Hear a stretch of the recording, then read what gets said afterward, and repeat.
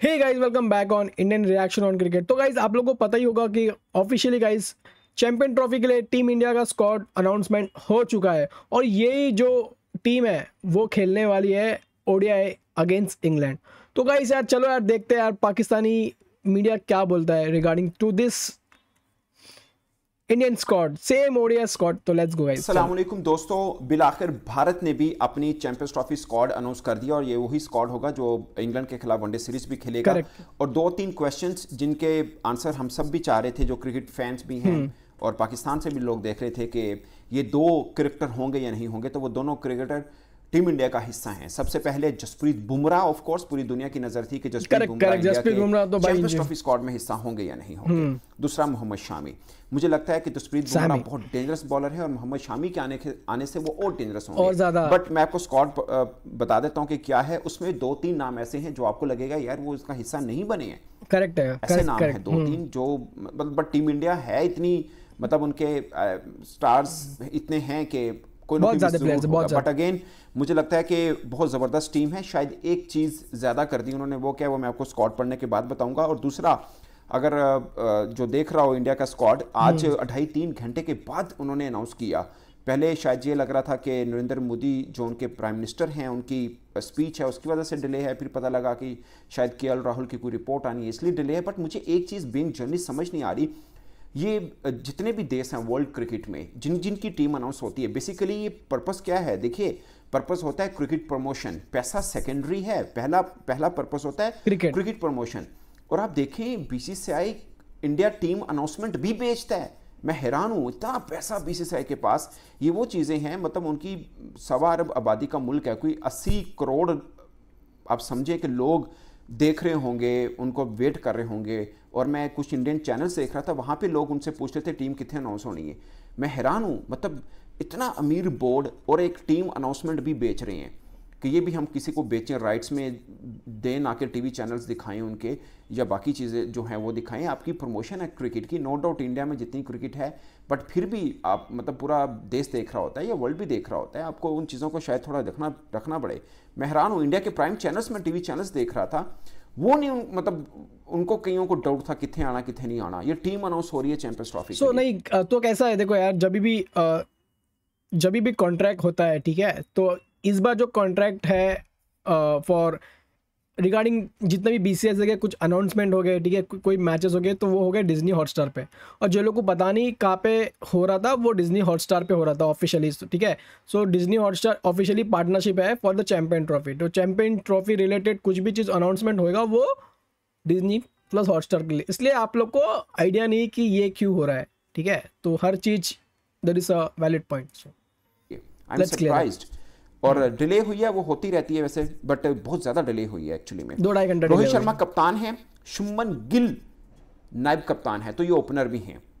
मुझे लगता है जैसे टीम अनाउंस हुई है वैसे ही इनका शायद प्लेइंग 11 वाला सीन भी हो। शिराज आयर ये था, पिछले वर्ल्ड कप में भी खेले हैं, इसके अंदर भी हैं। He is a very good batsman actually. वो हैं विराट कोहली, ऑफ कोर्स वो हैं, बट मुझे लगता है वन डाउन विराट कोहली होंगे, शिराज आयर 4th नंबर के ऊपर आएंगे।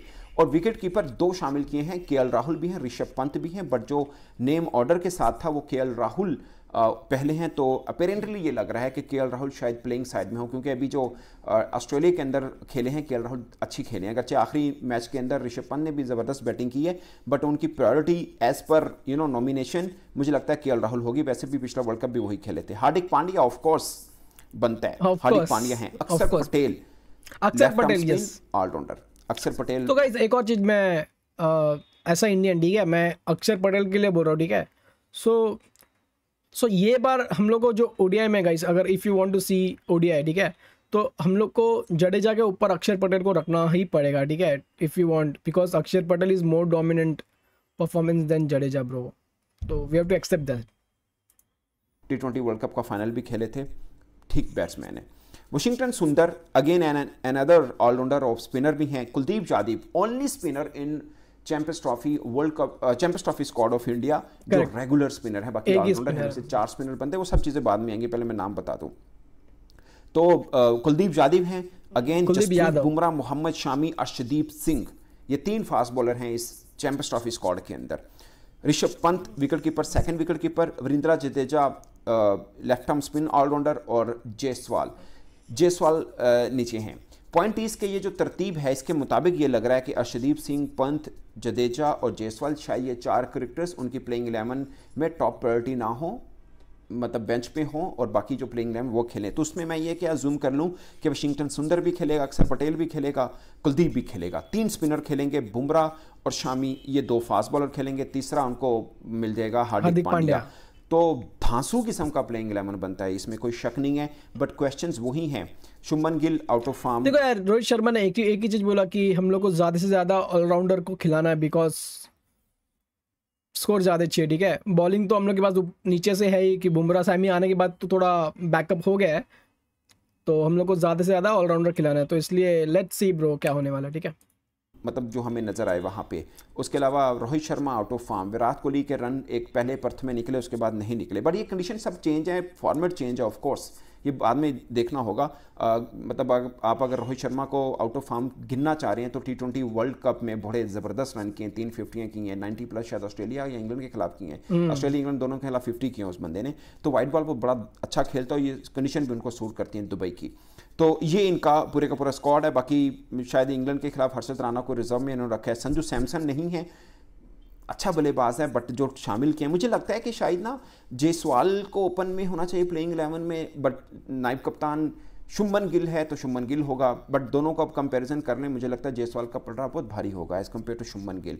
बट उनकी प्रायोरिटी ज़ाहिर है, उन्होंने नायब कप्तान बनाया हुआ, और वो ऐसा नहीं होता कि अगर 2-4-6 महीने फॉर्म में ना हो या रन ना करे तो हटा दें। वो नायब कप्तान उन्हें कुछ सोच के बनाया होगा कि इसको हमने कप्तानी भी सूर्य कुमार यादव नहीं है, सिराज नहीं है, करुण नायर नहीं है।